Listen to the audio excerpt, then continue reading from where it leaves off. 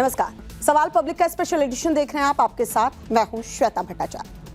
PM Modi ने दिमागी नक्सली से देश को सावधान किया, सियासी हंगामा मचने लगा। पहले कांग्रेस नेता पी चिदम्बरम, फिर महबूबा मुफ्ती और अब अरविंद केजरीवाल, सभी खुद को दिमागी नक्सली बताने में जुट गए। सवाल ये उठता है कि दिमागी नक्सली से इतनी मिर्ची क्यों लग गई। दूसरी तरफ बीजेपी फायर है। कांग्रेस नेता पी चिदम्बरम से लेकर कांग्रेस तक उसके निशाने पर है। बीजेपी ये सवाल पूछ रही है कि आखिर कांग्रेस को नक्सली शब्द से इतना प्रेम क्यों है। रिपोर्ट्स देखिए।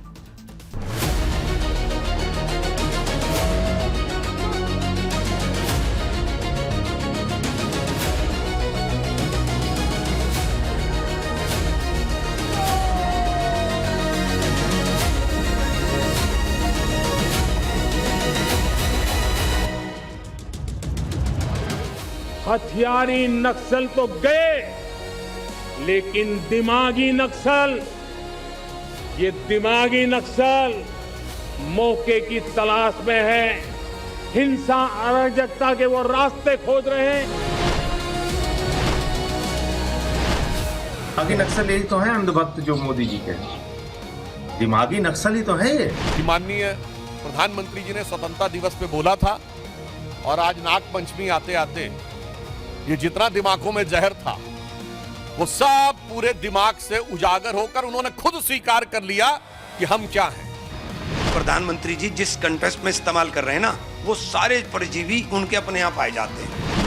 कांग्रेस पार्टी अपने इकोसिस्टम से नक्सलवाद की खाद पानी देती है, उसमें चेला बने अलग ही तान है। देश हैरान है। क्या नौबत यहां तक आ गई? मोदी से सियासी चिढ़, मोदी से सियासी खुन्नस क्या खुद को दिमागी नक्सली घोषित करने तक आ गई? पीएम मोदी ने देश के दिमागी नक्सलियों से सावधान होने की बात क्या कही, जैसे तूफान आ गया दूसरे पाली में। पहले चिदम्बरम, फिर चिदम्बरम के बाद केजरीवाल कूदे हैं कि दिमागी नक्सली वाला तमगा कांग्रेस न ले उड़े। मैं प्रधानमंत्री जी को कहना चाहता हूं कि मैं अरविंद केजरीवाल आपके हिसाब से दिमागी नक्सली हूं। केजरीवाल से पहले महबूबा ने भी ऐलान कर दिया, अनुच्छेद 370 का हवाला देते कि मैं भी दिमागी नक्सली हूं। लेफ्ट वाले तो पहले से ही नक्सलियों के प्रति सॉफ्ट थे। चिदम्बरम, महबूबा, केजरीवाल को सुनकर वो भी निहाल हुए और एक कदम आगे बढ़ते दिमागी नक्सल होने पर गर्व तक जता दिया। If we are Dimagi Naxals, he is a Dimagi communal. So for us, this makes no difference at all. We fight for the people, and the BJP and especially the Prime Minister, he doesn't like his political opponents. And of course, we are proud Dimagi Naxals, whereas he is a Dimagi venomous or Dimagi communal. तो इतनी बेचैनी क्यों हो गई PM Modi की दिमागी नक्सली वाली बात से? क्या ये सच नहीं है कि देश की आजादी के बाद कई दशकों तक इस देश ने नक्सली हिंसा और दिमागी नक्सलियों के जहर को देखा और भुगता? हैरानी तब होती है जब कभी देश के गृह मंत्री रहे पी चिदम्बरम जैसे नेता खुद को दिमागी नक्सली कहें, और तब याद आती है कांग्रेस और पी चिदम्बरम के दौर में नक्सलवाद से निपटने की रणनीति, जिसका जिक्र कभी पी चिदम्बरम ने जेएनयू के कैंपस में किया था। I was the first minister of this government to say we are ready for talks. We are not asking you to lay down arms because we know you won't do that because you believe in armed liberation struggle. You will not lay down arms. बात अगर आज की है तो फिर कल के सूत्र से भी जोड़ी तो जाएगी। कथनी और करनी का फर्क बताना तो पड़ेगा, दिखाना भी पड़ेगा। बीजेपी आरोप लगाती है कि नक्सलियों के प्रति इसी सॉफ्ट कॉर्नर और नक्सलवाद के विरुद्ध इसी सॉफ्ट अप्रोच की वजह से कांग्रेस के दौर में पशुपति से लेकर तिरुपति तक रेड कॉरिडोर था। देश के 180 से ज्यादा जिले लाल आतंक से त्रस्त रहे। 2010 में दंतेवाड़ा में 76 सीआरपीएफ जवान इसी नक्सल हिंसा में शहीद हुए। 5000 से ज्यादा निर्दोष नागरिक इसी नक्सली हिंसा में मारे भी गए और 1913 सुरक्षा बलों के जवान एंटी नक्सल अभियान में शहीद हुए। तो जिस नक्सली दिमाग ने देश में हजारों जवानों की शहादत के षड्यंत्र रचे, जिस नक्सली दिमाग ने 5000 से ज्यादा निर्दोष ग्रामीणों, आदिवासियों और दूसरे नागरिकों की जान ले ली, अगर उस नक्सली शब्द से कोई पूर्व गृह मंत्री और विपक्षी नेता खुद को जोड़ने लगे तो इसे क्या माना जाए?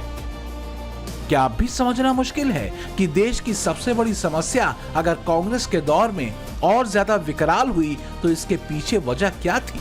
सवाल बीजेपी पूछ रही है कांग्रेस से। पूर्व प्रधानमंत्री डॉक्टर मनमोहन सिंह ने 13 अप्रैल 2006 को कहा था, अर्थात उन्होंने कहा कि इसको कहने में अतिशयोक्ति नहीं होगी कि नक्सलवाद का खतरा भारत के इतिहास में आज तक आंतरिक सुरक्षा के लिए उत्पन्न सबसे बड़ा खतरा है। तो मैं कांग्रेस से पूछना चाहता हूं कि डॉक्टर मनमोहन सिंह सही हैं या आज के आपके स्वघोषित दिमागी नक्सली चिदंबरम साहब? क्या ही दौर आ गया जो कांग्रेस कभी नक्सलवाद को आंतरिक सुरक्षा के लिए बड़ा खतरा बताती थी, आज उसी कांग्रेस के नेता खुद को दिमागी नक्सली कह रहे हैं। हालांकि अब इस दावे में कुछ और विपक्षी चेहरे भी शामिल हो चुके हैं, दिमागी नक्सली वाली अपनी परिभाषा के साथ। प्रधानमंत्री जी के हिसाब से दिमागी नक्सली कौन है? जो इस देश में प्रश्न उठाने की हिम्मत करता है, प्रधानमंत्री जी के हिसाब से वो दिमागी नक्सली है। जो सड़ी गली व्यवस्था को बदलना चाहता है, जो अच्छे सरकारी स्कूल चाहता है, जो अच्छे सरकारी अस्पताल चाहता है, जो बिजली चाहता है, पानी चाहता है, सीवर चाहता है, ड्रेनेज चाहता है। राजनीति की विपक्षी जलेबी अलग, लेकिन सच ये है कि देश के जिन 180 जिलों में कांग्रेस राज में नक्सली अपनी समानांतर सरकार चलाते रहे, वहां नक्सलियों ने सरकारी स्कूल बमों से उड़ाए, प्राथमिक स्वास्थ्य केंद्र उड़ाए, गांव में सड़कें बनने नहीं दी, पूरे इलाके को विकास से काट कर रखा, आदिवासियों के हक को मारा, वनोपज पर अपना कब्जा किया, जन अदालतों में हत्याएं की और अराजकता और हिंसा हमेशा इनका लक्ष्य रहा। कहीं ऐसा तो नहीं कि विपक्ष का दर्द ये है कि करीब 6 दशक बाद देश नक्सलवाद से मुक्त हो चुका है। जिन हाथों को जबरन डरा धमकाकर या फिर बरगलाकर दिमागी नक्सलियों ने बंदूकें थमाई थीं और चीनी तानाशाह माओ के सूत्र से सत्ता पाने की हसरतें पाली थीं, अब वो नई और शांति भरी उड़ान पर है। एक मुद्दा जिसे केंद्र में कभी कांग्रेस की लीडरशिप वाली सरकारें इम्पॉसिबल टू सॉल्व मानती रहीं, वो नक्सलवाद बीते दौर की बात हो गई। आप देखिए, एक जमाना था जब बस्तर को याद करते ही माओवाद, नक्सलवाद, बम बंदूक की आवाज सुनाई देती थी। उसी बस्तर में माओवाद नक्सल से मुक्त होने के बाद जब बस्तर के नौजवान ओलंपिक करते हैं, हजारों नौजवान भारत माता की जय बोल करके खेल के मैदान में उतरते हैं, पूरा वातावरण उत्साह से भर जाता है। ये बदलाव देश देख रहा है। ये बदलाव तो खुद को दिमागी नक्सली कहने वाले भी ला सकते थे। देश की कमान तो लंबे समय तक उनके हाथों में रही थी, तो अगर ऐसा नहीं हुआ तो क्या इसलिए क्योंकि अगर वो सख्त कदम उठाते तो एलीट अर्बन नक्सल नाराज हो जाता? बहरहाल पूछा तो ये जा ही सकता है कि आखिर विपक्ष में खुद को दिमागी नक्सली कहने की होड़ क्यों मच गई? क्या नक्सली शब्द को जिंदा रखने की कोई कोशिश है या नक्सलवाद से सिंपैथी रखने वालों को कोई कूट संदेश दिया जा रहा है, या फिर संकेत दिए जा रहे हैं कि सियासी लड़ाई अब अराजक सोच के भरोसे ही लड़ी जाएगी? देखिए, कितने आश्चर्य की बात है कि प्रधानमंत्री जी ने कहा और इतनी तुरंत प्रतिक्रिया हुई कि पूरे देश के सामने आ गया कि किसके दिमाग में नक्सल बैठा हुआ है और वह स्वयं गर्व की अनुभूति करने लगे। देश का एक ऐसा गृह मंत्री है जिसे इसमें गर्व का अनुभव नहीं हो रहा है, उसे इस बात में गर्व का अनुभव हो रहा है कि वह दिमागी नक्सली हैं। तो मैं कांग्रेस से पूछना चाहता हूं कि डॉक्टर मनमोहन सिंह सही हैं या आज के आपके स्वघोषित दिमागी नक्सली चिदंबरम साहब? तो क्या पीएम मोदी का तीर सही निशाने पर लगा? अर्बन नक्सल या एक्सट्रीम लेफ्ट धारा के प्रति सहानुभूति रखने वाले चेहरे बेपर्दा हो गए। हालांकि जिस शब्द से प्रधानमंत्री मोदी ने एक जहरीले खतरे की तरफ इशारा किया था, उसी शब्द को चिदम्बरम ने सियासी टूल बनाते हुए वार बीजेपी पर किया और लिखा, दिमागी नक्सल शब्द बीजेपी के पुराने आरोपों जैसे अर्बन नक्सल, आंदोलनजीवी और टुकड़े टुकड़े गैंग का ही एक नया रूप है। आखिर अर्बन नक्सल कौन थे, आंदोलनजीवी कौन थे और टुकड़े टुकड़े गैंग कौन था? ये पुराने आरोप विपक्ष के सदस्यों पर लगाए जाते थे। दिमागी नक्सल उन्हीं आरोपों का एक नया रूप है। मेरा लगता है चिदम्बरम दिमागी नक्सल नहीं है, उससे भी ऊपर वाला नक्सल है। वो खुद ही नक्सल है, देश में एनार्की लाने वाला वो भी एक पूरा प्योर नक्सल है। दिमागी नक्सल उसमें नहीं अप्लाई होगा, वो प्योर नक्सल कैटेगरी में आएगा। जिस तरह से मैं भी दिमागी नक्सली वाला फैशन विपक्षी नेताओं पर चढ़ा है, क्या वो कोई संकेत है? क्या विपक्ष ने अब ये मान लिया है कि संसदीय तंत्र में हार पर हार झेलने के बाद अब सारी उम्मीद दिमागी नक्सली वाले तंत्र से ही है? Bureau report, Times Now, Navbharat. क्या आजादी के 8 दशक बाद भी देश की शिक्षा व्यवस्था बदल पाई? अगर वाकई बदली है तो देश के कई राज्यों में छात्र सड़क पर क्यों हैं आखिरकार? स्कूलों की बदहाली, शिक्षकों की मांग जैसी बुनियादी जरूरतों के लिए जेन अल्फा तक को सड़क पर उतरना पड़ रहा है। कॉकरोच जनता पार्टी स्कूल ठीक करो अभियान चला रही है। अभिजीत दिपके से लेकर आशुतोष रांका तक मैदान में उतरे हुए हैं। सवाल ये उठता है कि कब तक शिक्षा जैसी बुनियादी हक के लिए छात्रों को सड़क पर उतरना पड़ेगा? रिपोर्ट दिखाते हैं, देखिए।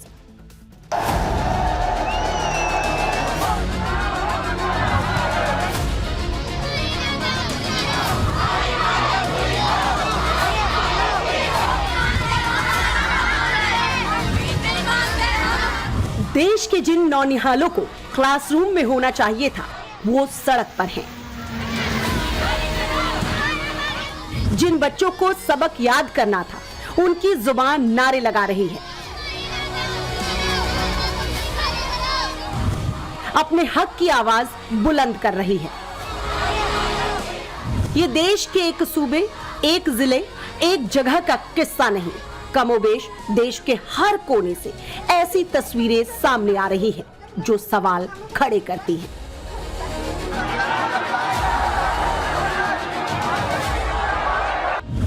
कि आजादी के 80 साल बाद भी देश की शिक्षा व्यवस्था बदहाल क्यों है? क्या सिस्टम को जगाने के लिए हर बार बच्चों को सड़क पर उतरना पड़ेगा? स्कूलों की बदहाली के लिए क्यों जिम्मेदारी तय नहीं की जाती? जवाब जानना चाहते हैं तो इन 4 तस्वीरों को जरा देखिए। ये तस्वीरें देश के अलग अलग राज्यों की हैं, लेकिन सभी में मुद्दा एक है। कहीं छात्र परीक्षाओं में हो रही धांधली को लेकर मोर्चे पर हैं, तो कहीं स्कूलों की बदहाली की शिकायत है। कहीं बच्चे स्कूलों में टीचरों की कमी से परेशान हैं, तो कहीं स्कूलों के खस्ता हालत पर सवाल है।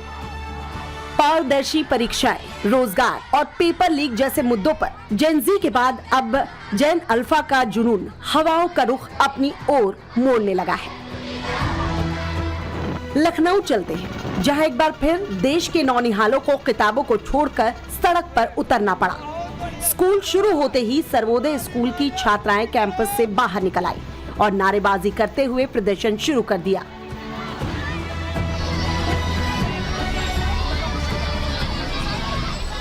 छात्राएं पहले दुबग्गा बाईपास पहुंची और वहां विरोध जताया।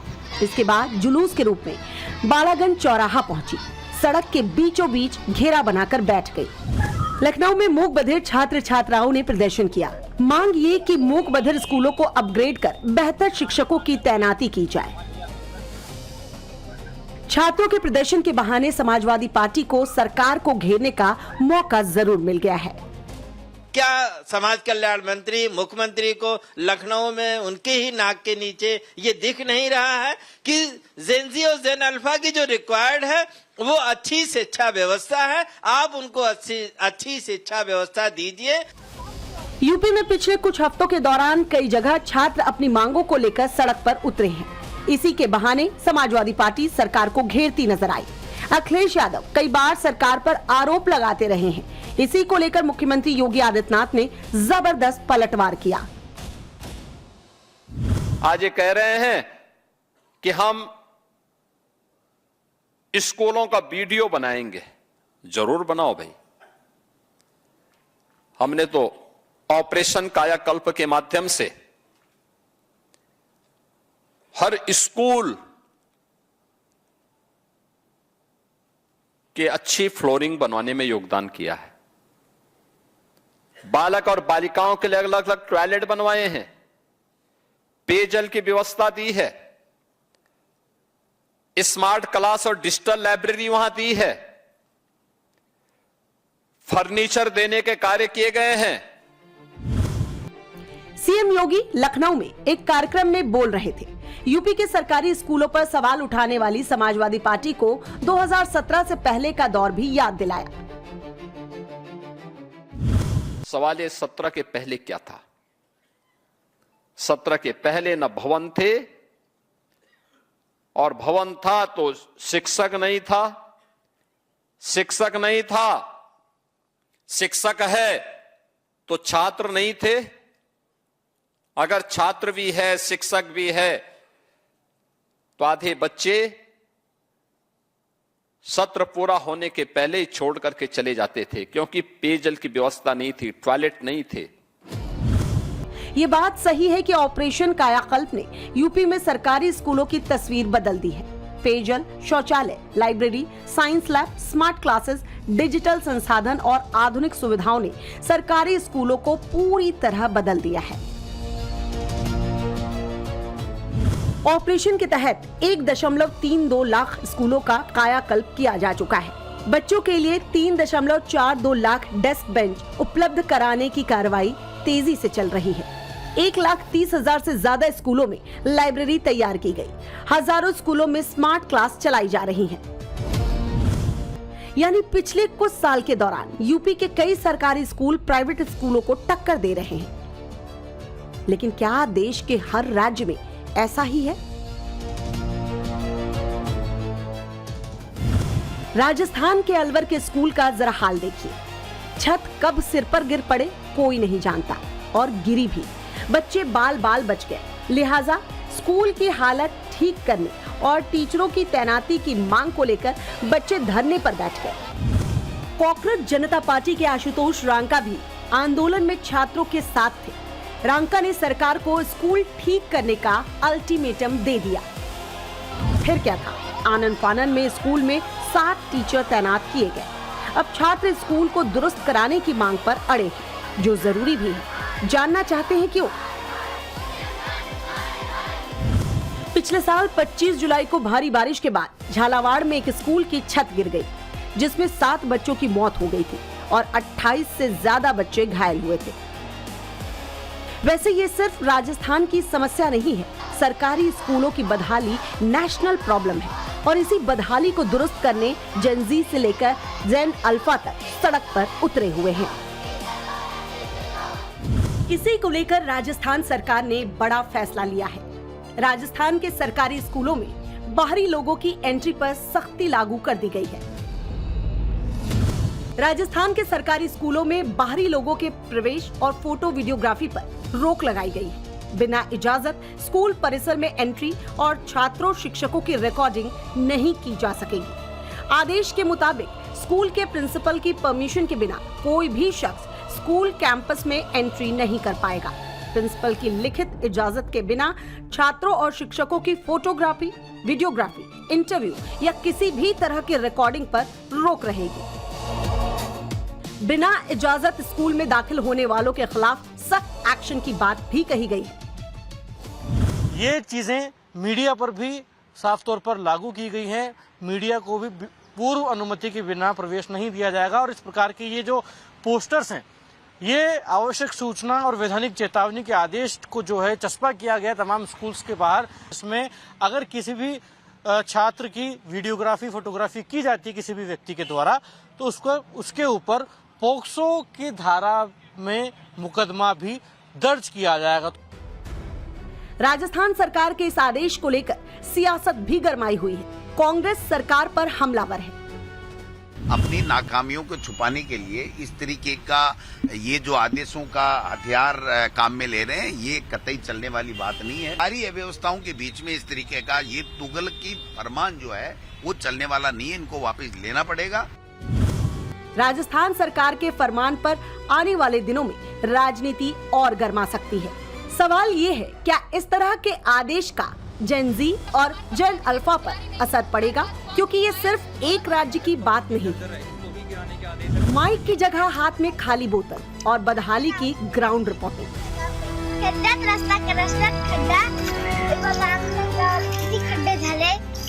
सोशल मीडिया में वायरल ये वीडियो महाराष्ट्र के नासिक का है, जिसमें छात्रों ने बारिश के बाद सड़कों पर हुए गड्ढों और कीचड़ को दिखाते हुए बताया कि खराब रास्तों की वजह से स्कूल जाने में मुश्किल होती है।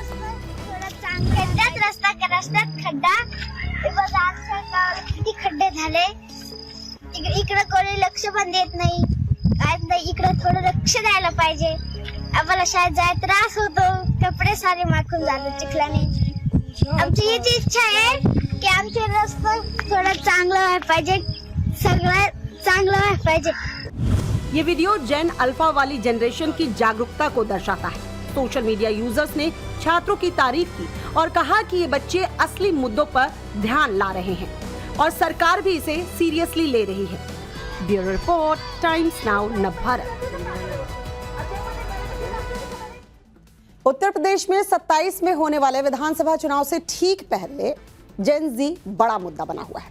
चुनाव में युवाओं का वोट पाने के लिए तमाम पार्टियां अपने अपने हिसाब से उन्हें अपने साथ जोड़ने की कोशिश में लगी हुई है। इस बीच सीएम योगी जेन जी को जोड़ने वाला एक ऐसा प्लान लाए हैं जिसमें हिंदुत्व भी है, युवा भी हैं, रोजगार भी है और गांव भी, यानी युवाओं के जरिए गांव-गांव तक कनेक्ट करने का प्लान है। क्या प्लान है, देखिए सर।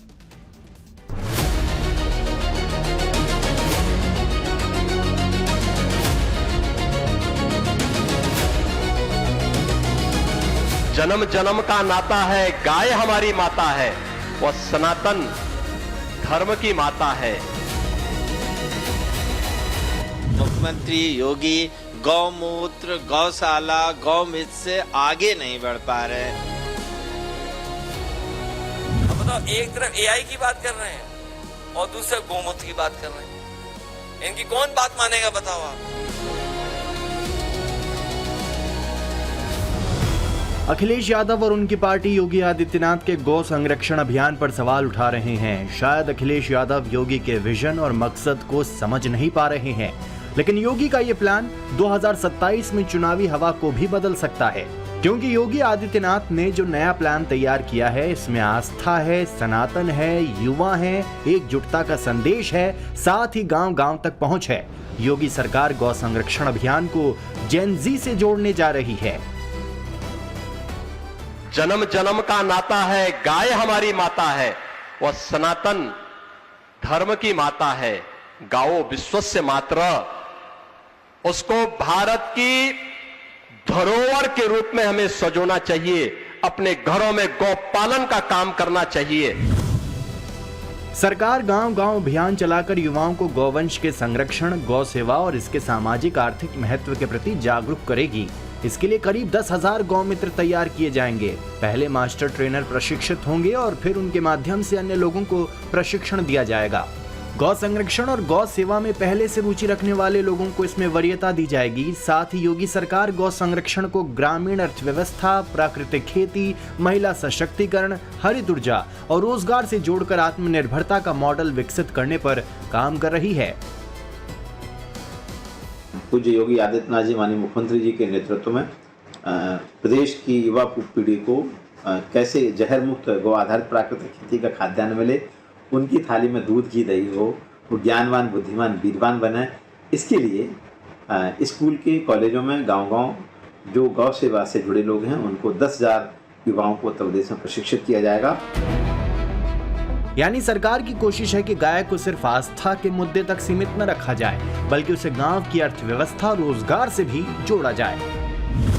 तो क्या 10,000 गौ मित्रों का प्लान जेन जी को जोड़ने की नई रणनीति है? क्या गाय के जरिए बीजेपी गांव और युवा दोनों वोट बैंक को एक साथ साधना चाहती है? क्या गौशालाओं को रोजगार केंद्र बनाना इस योजना का असली गेम चेंजर होगा? क्या 2027 में बीजेपी का नया फॉर्मूला हिंदुत्व प्लस युवा प्लस रोजगार प्लस गांव होगा? क्या विपक्ष के पास जेनजी को जोड़ने का इससे मजबूत वैकल्पिक नैरेटिव है?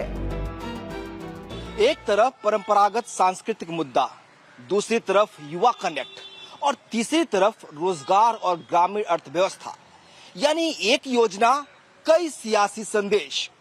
तो क्या इस अभियान का चुनाव पर असर होगा? क्योंकि बीजेपी के लिए यूपी में हिंदुत्व, विकास और युवा तीनों बड़े चुनावी नैरेटिव रहे हैं और अब गौ संरक्षण को जेनजी से जोड़कर सरकार एक साथ कई संदेश देने की कोशिश करती हुई दिखाई दे रही है। यानी सरकार एक तरफ का ग्राउंड नेटवर्क खड़ा करने की कोशिश कर रही है। लेकिन सरकार की इस कोशिश से विरोधी आग बबूला हैं। समाजवादी पार्टी योगी सरकार की इस योजना को एक धर्म से जोड़कर सवाल उठा रही है। उत्तर प्रदेश की सरकार और खास तौर से मुख्यमंत्री योगी गौमूत्र, गौशाला, गौमित्र से आगे नहीं बढ़ पा रहे हैं। आज का जेनजी चाहता क्या है, शायद ये वो समझने को तैयार ही नहीं है। क्योंकि जेनजी तो ये चाहता है कि उसे अच्छी पढ़ाई लिखाई जो की है, अच्छी नौकरी मिले और वो भी अपना कॉलर टाइट करके चल सके। लेकिन उत्तर प्रदेश की सरकार ध्रुवीकरण के लिए गौमित्र की नियुक्ति करेगी कि इसमें सिर्फ हिंदू धर्म के लोग रह सकते हैं, इसमें सिख धर्म, ईसाई धर्म, मुस्लिम नहीं रह सकते हैं। तो क्या भारत का संविधान इस बात की अब इजाजत देगा कि धर्म विशेष के लिए नौकरियां निकाली जाए? समाजवादी पार्टी इसलिए भी हमलावर है क्योंकि अखिलेश यादव पीडीए के बहाने हिंदू वोट बैंक में सेंधमारी की जुगत में लगे हैं। अखिलेश का पीडीए वाला प्रण है, राम मंदिर चढ़ावा चोरी का मुद्दा है, इसलिए अखिलेश पीडीए के फॉर्मूले में कभी पिछड़ा और दलित को तवज्जो देते हैं तो कभी पंडित के लिए जगह बनाते हैं। उनकी डिक्शनरी में यूपी का लगभग हर वोटर पीडीए है, जिसे जोड़ने के लिए अखिलेश कोई कोर कसर नहीं छोड़ रहे हैं। तमाम साथियों को भरोसा दिलाता हूं कि आने वाले समय में जब समाजवादी सरकार होगी तो 16 अगस्त की छुट्टी महारानी नरेंद्र मोदी जी के सम्मान में हम लोग करेंगे।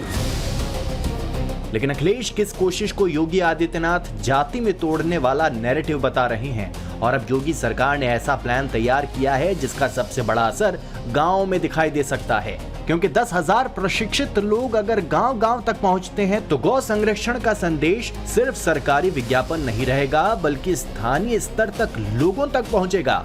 सीएम योगी का गौ मित्र मॉडल समझिए, जिसमें 10,000 गौ मित्र, 7,500 से ज्यादा गौ आश्रय स्थल, 12 लाख से ज्यादा संरक्षित गौवंश, 50 रुपए प्रति गौवंश प्रतिदिन सहायता राशि दी जा रही है। योगी सरकार गौशालाओं को सिर्फ संरक्षण केंद्र नहीं बल्कि ग्रामीण आर्थिक गतिविधियों के केंद्र के तौर पर विकसित करने की कोशिश कर रही है। सरकार का तर्क है कि इससे गाय के संरक्षण के साथ साथ गांव में रोजगार और आय के नए रास्ते खुल सकते हैं। यानी गाय से आस्था, आस्था से अर्थव्यवस्था और अर्थव्यवस्था से रोजगार। सरकार की रणनीति गौशालाओं को धीरे धीरे आर्थिक गतिविधियों से जोड़ने की है। प्रदेश के अलग अलग क्षेत्रों में गोबर से गौकास्ट, गोपेंट, वर्मी कंपोस्ट, धूप बत्ती, अगरबत्ती, गमले और दीपक जैसे उत्पाद तैयार किए जा रहे हैं। साथ ही पंचगव्य, घनामृत और जीवामृत जैसे उत्पादों को भी बढ़ावा दिया जा रहा है। सबसे बड़ी बात यह है कि इसमें महिला स्वयं सहायता समूहों की भागीदारी बढ़ाई जा रही है। इससे महिलाओं के लिए गांव में ही स्वरोजगार के अवसर पैदा हो रहे हैं। जो गोबर पहले सामान्य अपशिष्ट के रूप में देखा जाता था, वही अब खाद, ऊर्जा और विभिन्न उत्पाद के जरिए आय का साधन बन रहा है। इतना ही नहीं, उत्तर प्रदेश में योगी सरकार ने गौमूत्र खरीदने का फैसला किया है। सरकार ने उसके लिए पायलट प्रोजेक्ट भी शुरू किया है, जो बुलंदशहर में शुरू किया गया है। पायलट प्रोजेक्ट सफल रहा तो फिर पूरे प्रदेश में किसानों से गौमूत्र खरीदने के लिए बाकायदा नीति बनेगी और उस नीति के आधार पर काम किया जाएगा। सरकार के इस पायलट प्रोजेक्ट पर अखिलेश यादव तंज कस रहे हैं। तो आप सोचो, बताओ, कहां 1 ट्रिलियन इकोनॉमी की बात कर रहे थे और कह रहे कि हम गोमूत्र खरीदेंगे 1 लीटर 20 रुपए का। जैसे ही खबर मैंने अखबार में पढ़ी, हमने इकट्ठा करवाना शुरू कर दिया। 2 ही दिन में 200 लीटर हो गया। सोचिए आप, ये देख लेना, जिस समय आप लोग लेके जाओगे कट्टियां भर भर के, ये सरकार अपने आप योजना बंद कर देगी। देखना, बताओ आज के जमाने में ये कर रहे हैं, कह रहे हैं हम एआई पे काम करेंगे। अब बताओ, एक तरफ एआई की बात कर रहे हैं और दूसरे गोमूत्र की बात कर रहे हैं। इनकी कौन बात मानेगा, बताओ आप। इतना ही नहीं, एक तरफ योगी आदित्यनाथ युवाओं को गांव-गांव तक जोड़ रहे हैं, तो दूसरी तरफ युवाओं को यूपी की सबसे बड़ी ताकत बताते हुए उनके नाम एक पाती लिखी है। इस पाती में उन्होंने खास तौर पर किशोरों और युवाओं को संबोधित करते हुए कहा कि प्रदेश सरकार युवाओं को आगे बढ़ने के लिए हर संभव अवसर उपलब्ध करा रही है। जरूरत है कि युवा इन अवसरों का पूरा लाभ उठाएं। आत्मनिर्माण से राष्ट्र निर्माण का महती दायित्व युवाओं के कंधों पर है। युवाओं की ऊर्जा, प्रतिभा, अनुशासन और संकल्प से ही विकसित उत्तर प्रदेश के निर्माण का लक्ष्य साकार होगा। आजादी के दिन सीएम योगी आदित्यनाथ ने एक नई यूथ पॉलिसी लाने की बात भी कही। बीजेपी के राष्ट्रीय अध्यक्ष नितिन नवीन ने अपनी नई टीम का ऐलान किया है। इस टीम में 13 उपाध्यक्ष, 8 महासचिव समेत कुल 65 पदाधिकारी शामिल किए गए हैं। टीम में सबसे ज्यादा दिल्ली से 10, यूपी से 8, मध्य प्रदेश से 6, महाराष्ट्र से 5, राजस्थान, गुजरात, उत्तराखंड से 4, बिहार से 3, पंजाब से 2 चेहरों को जगह दी गई है। साथ ही 12 महिलाओं को अहम जिम्मेदारी सौंपी गई है। नितिन नवीन की इस टीम में 4 महासचिव के साथ मीडिया और आईटी सेल में बदलाव किया गया है। राष्ट्र महामंत्री बनने के बाद सतीश पुनिया ने क्या कुछ कहा, सुनवाते हैं। देखिए, सबसे पहले तो मैं माननीय प्रधानमंत्री जी का, माननीय गृह मंत्री जी का और राष्ट्रीय अध्यक्ष जी का धन्यवाद ज्ञापित करता हूं। परिवार, हमारे असंख्य कार्यकर्ता, उनकी तरफ से कि उन्होंने मेरे जैसे सामान्य कार्यकर्ता को इस भूमिका के लिए चुना और मेरी भी कोशिश रहेगी कि मैं उनकी अपेक्षाओं को पूरा करूं। अध्यक्ष के कालखंड में हमें जिम्मेवारी मिली थी लगभग 40 सीटों की उत्तर प्रदेश में, खासतौर पे पश्चिम उत्तर प्रदेश, आगरा, अलीगढ़ ये वाला क्षेत्र था, उसमें लगभग 39 सीट्स पर हम लोग जीते थे। ऐसे गुजरात में भी लगभग इतनी सीट्स पर हमें जिम्मेवारी मिली थी, पूरी की थी। हरियाणा में भी, दिल्ली में भी और बिहार तक में पार्टी के, राजस्थान के कार्यकर्ताओं ने पूरी भूमिका निभाई थी। ये सब पार्टी एक इलेक्शन मैकेनिज्म को सिखाती है और हम उसको धरातल पर पूरा करते हैं। इसलिए पार्टी जो भी भूमिका देगी, उत्तर प्रदेश, पंजाब या जहां पार्टी ठीक समझेगी, पार्टी के जीत के लिए सर्वश्रेष्ठ देने की पूरी कोशिश करेंगे। जैसे हुक्मरान वैसे ही आवाम। जब मुल्क के वजीर आजम खुद दुनिया भर में भीख का कटोरा लेकर घूमते हों, तो वहां की जनता से आप और क्या उम्मीद कर सकते हैं। सऊदी अरब में पाकिस्तानी दूतावास ने अपनी आवाम से कहा है कि मेहरबानी करके सऊदी आकर भीख मत मांगिए। एक तरफ भारत है जिसे पूरा मिडिल ईस्ट सलाम करता है, दूसरी तरफ पाकिस्तान जिसके नागरिकों को धड़ाधड़ डिपोर्ट किया जा रहा है। आखिर पाकिस्तान की साख इस कदर क्यों गिर गई, देखिए हमारी इस खास रिपोर्ट में। नया पाकिस्तान का नारा लगाने वालों को अब सऊदी अरब में नया फरमान मिला है, लेकिन इस बार फरमान किसी मदद का नहीं बल्कि सीधे सीधे चेतावनी का है। सऊदी अरब में मौजूद पाकिस्तानी दूतावास को खुद अपने ही मुल्क के लोगों को समझाना पड़ रहा है कि भाई वहां जाकर कम से कम भीख मत मांगो। पाकिस्तान से आने वाले तमाम उम्रा ज़ायरीन और वर्कर्स से अहम गुजारिश, सऊदी अरब में भीख मांगना या इस तरह की किसी भी सरगर्मी में मुलव्वस होना कानूनन जुर्म है। खिलाफवर्जी की सूरत में सऊदी इदारों की जानिब से गिरफ्तारी, मुल्क बदरी और सऊदी अरब में दोबारा दाखिले पर मुस्तकिल पाबंदी समेत सख्त कानूनी कार्रवाई का सामना करना पड़ सकता है। पवित्र उम्रा के नाम पर वीजा लेना और फिर मक्का मदीना की सड़कों पर कटोरा लेकर बैठ जाना, इस धंधे ने पाकिस्तान की बची कुची साख को भी मटिया मेट कर दिया है। सऊदी सरकार के सख्त रुख के बाद अब दूतावास कह रहा है कि स्थानीय कानूनों का पालन करो वरना जेल जाओगे। खासतौर पर हरमैन में अपनी जानिब से व्हील चेयर सर्विस फराहम करना, बाल काटना या हजामत की खिदमत देना, लोगों में खैरात या माली इमदाद तकसीम करना, रकम का लेन देन और उधार करना सऊदी कवानीन के मुताबिक मुकम्मल तौर पर ममनू है। एक जिम्मेदार पाकिस्तानी शहरी के तौर पर सऊदी कवानीन की पाबंदी करें और गैर कानूनी सरगर्मियों से मुकम्मल इज्तनाब करें। आपकी जानिब से कानून की पासदारी पाकिस्तान का मुस्बत तशख्खुस बरकरार रखने में निहायत अहम है। वैसे इसमें कसूर सिर्फ इन गरीब नागरिकों का भी नहीं है।